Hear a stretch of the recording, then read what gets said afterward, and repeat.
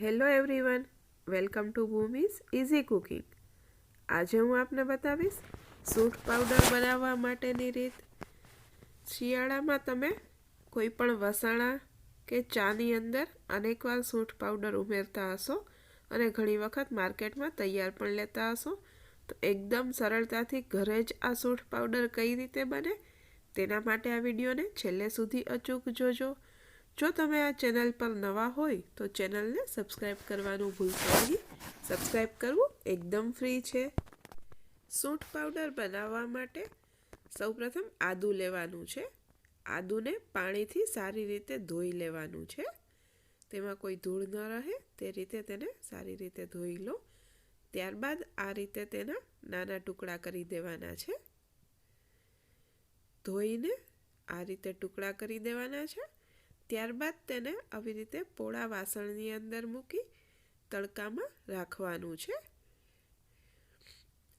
આખો દિવસ તડકામાં અને રાતે ઘરમાં આપણે નોર્મલ પંખા નીચે લઈ લઈએ છીએ।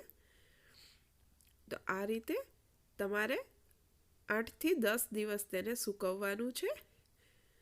જો તડકો વધારે હશે તો તે 5 થી 6 દિવસમાં પણ સારી રીતે સુકાઈ જશે।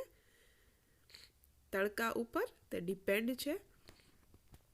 આ રીતે તમે સૂકવતા જશો એટલે જોઈ શકો છો કે ધીમે ધીમે આદુના ટુકડા સુકાઈ જાય છે।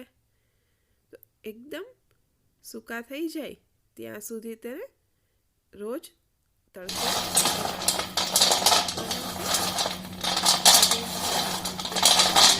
સુકાઈ ગયા છે। તો હવે તેને દળવા માટે મિક્સચર બોલની અંદર ઉમેરી દો અને તેનો પાવડર કરી લો। તો આ રીતે આદુના ટુકડાને મિક્સચર બોલની અંદર ક્રશ કરી દેવાના છે અને એકદમ ઝીણો એવો પાવડર તૈયાર કરી દેવાનો છે। હવે આ તૈયાર થયેલા પાવડરને એકદમ ઝીણી ચાળણીમાં ઉમેરી તેને ચાળી લેવાનો છે। તો આ રીતે ધીમે ધીમે હલાવતા જશો એટલે એકદમ ઝીણો પાવડર નીચે પ્લેટમાં મળતો રહેશે। તો તમે જોઈ શકો છો કે એકદમ ઝીણો પાવડર તૈયાર છે। તો આ સૂંઠ પાવડર તૈયાર છે। તો ઘરે જ એકદમ પ્યોર સૂંઠ પાવડર સરળતાથી તમે બનાવી શકો છો અને તેને એરટાઇટ કન્ટેનરમાં સ્ટોર પણ કરી શકો છો। તો આ રીતે તમે પણ ઘરે જ સૂંઠ પાવડર બનાવજો।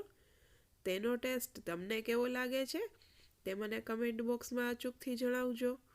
આ વિડીયોને લાઈક કરજો, તમારા ફ્રેન્ડ્સ, ફેમિલી મેમ્બર્સ અને રિલેટિવ્સ સાથે શેર કરજો અને ભૂમિઝ ઇઝી કુકિંગ ચેનલને સબસ્ક્રાઈબ કરજો।